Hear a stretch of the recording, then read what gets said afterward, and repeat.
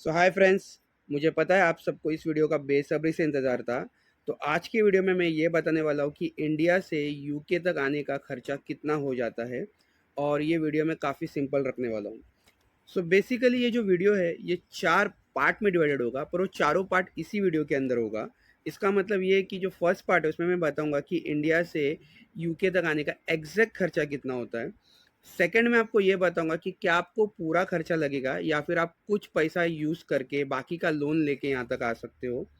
Third में मैं ये बताऊँगा कि आपके और आपके डिपेंडेंट के साथ कितना खर्चा हो जाता है। और वो जो फोर्थ पार्ट होगा वो होगा एक हैक, जिसमें मैं ये बताऊँगा कि आप किस तरह 5.5 लाख में इंडिया से यूके आ सकते हो। ठीक है, तो वीडियो के साथ बने रहो। सो पहले मैं छोटी सी एक बात कह दूँ कि जब मैं इंडिया में था और मैं यहाँ पे आने का प्लानिंग कर रहा था, तो वैसे मैंने बहुत सारे यूट्यूब चैनल देखे जहाँ पे मैंने ये पता लगाने की कोशिश किया कि एग्जैक्ट खर्चा कितना होता है इंडिया से यूके आने का। मुझे कहीं पे भी एक एग्जैक्ट खर्चा दिखाई नहीं दिया, या फिर मैं ये बोल सकता हूँ कि मुझे कहाँ से भी ये पता नहीं चला कि एग्जैक्ट खर्चा होता कितना है। बट कुछ वीडियोस ऐसे थे जिन्होंने ये चीज़ बनाया था, जिन्होंने खर्चे के बारे में बात किया था। बट उनका जो वीडियो था वो काफ़ी लंबा था, इसलिए क्योंकि उन्होंने खर्चा के अलावा और भी कई सारी चीज़ें उसमें इंक्लूड किया था जो मुझे लग रहा था कि आउट ऑफ टॉपिक है।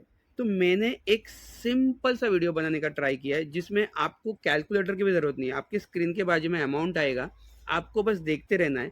एंड में मैं उसे ऐड भी करूँगा और ऐड करके ये बताऊँगा कि एग्जैक्ट खर्चा कितना होता है।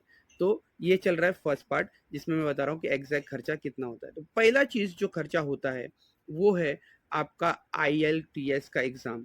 आप इसको आईएल्स बोलते हैं, कोई IELTS बोलता है, तो जो भी है, ये आईएल्स एग्ज़ाम का खर्चा होता है 16,250। तो ये आपके स्क्रीन में देखो आपको दिख रहा है। अभी आईएल्स का एग्ज़ाम क्या है, कैसे देते हैं, इसके बारे में एक सेपरेट वीडियो बनेगा। आपको इसके बाद जो आने वाले खर्चों में से किसी भी चीज़ में अगर डाउट है, आप उसके लिए मुझे कमेंट करें, उसके लिए मैं अलग एक वीडियो बनाऊंगा, पर इस वीडियो में सिर्फ खर्चे की बात होगी। अभी आते हैं नेक्स्ट। नेक्स्ट खर्चा जो है वो है आपका कॉलेज फीस।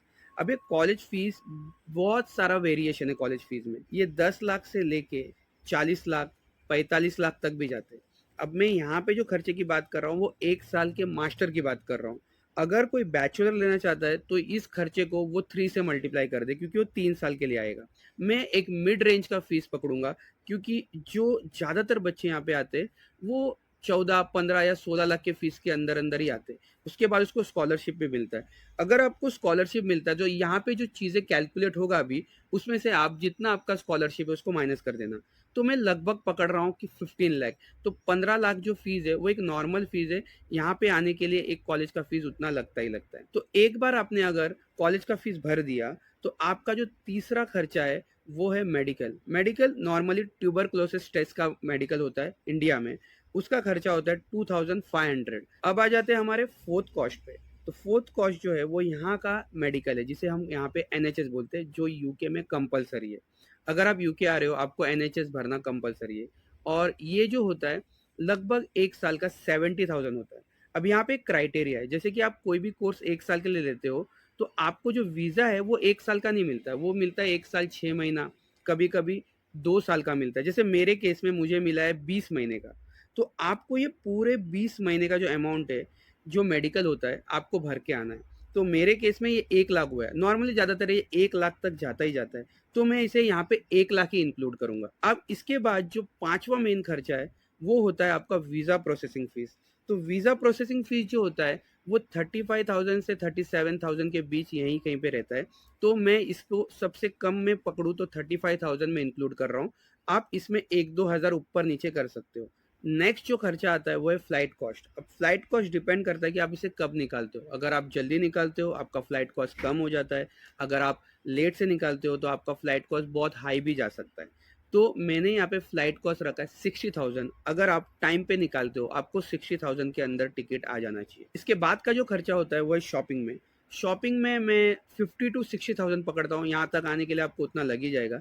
तो मैं यहाँ जो इंक्लूड करूँगा वो है 50,000। तो यहाँ पे जो नेक्स्ट खर्चा है वो थोड़ा कॉम्प्लिकेटेड है, तो उसे मुझे थोड़ा सा एक्सप्लेन करना पड़ेगा।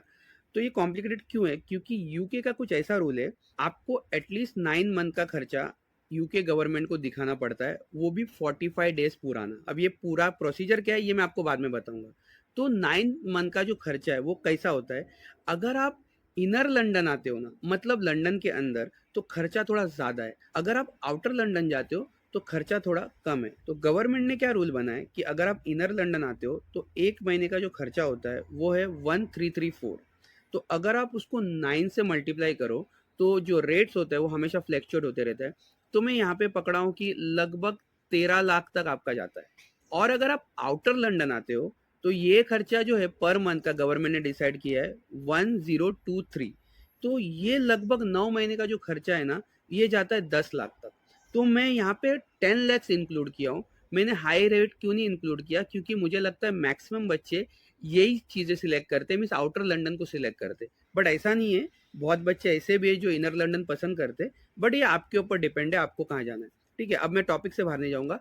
नेक्स्ट जो खर्चा है वो है कैश इन हैंड। तो आपको कम से कम 1 लाख रुपीज़ आपके साथ लाना है, क्योंकि पहला जो 2 महीना होता है या फिर 1 महीना होता है आपको जॉब मिलना मुश्किल होता है। सो आपको कैलकुलेटर निकालने की कोई ज़रूरत नहीं है, मैं आपको बताऊंगा कि ये अगर रेट को आप कैलकुलेट करोगे तो आपको अमाउंट आ रहा है 28,63,750 रुपीज़।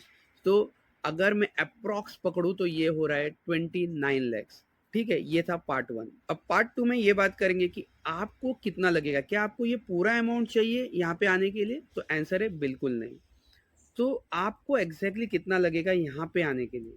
आपको यहाँ पे अगर आना है तो आपको पहला तो आईएल्स का एग्ज़ाम देना है, जिसका अमाउंट मैंने बताया था 16,250 रुपीज़। ये आपको आपके जेब से निकालना ही पड़ेगा। एंड जो नेक्स्ट कॉस्ट है वो है मेडिकल। तो मेडिकल है 2,500 रुपीज़, ये आपको आपके जेब से निकालना पड़ेगा। तो नेक्स्ट जो खर्चा है वो है फ्लाइट कॉस्ट 60,000, एंड जो कैश इन हैंड है वो है 1 लाख।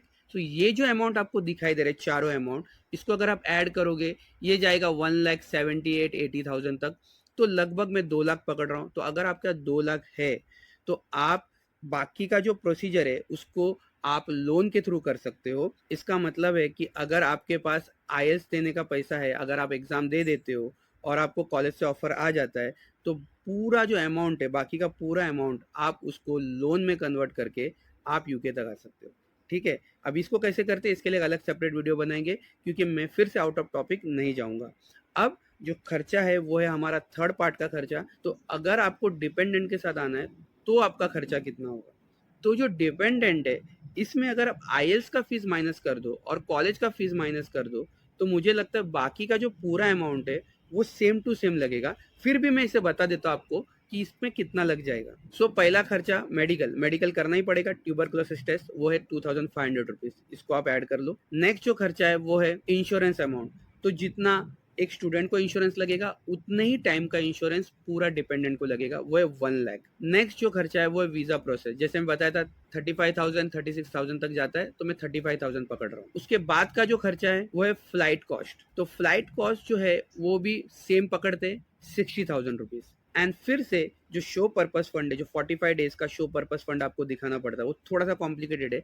जैसे कि आप इनर लंदन जाते हो तो आपको दिखाना पड़ता है 845 पाउंड इंटू 9 मंथ।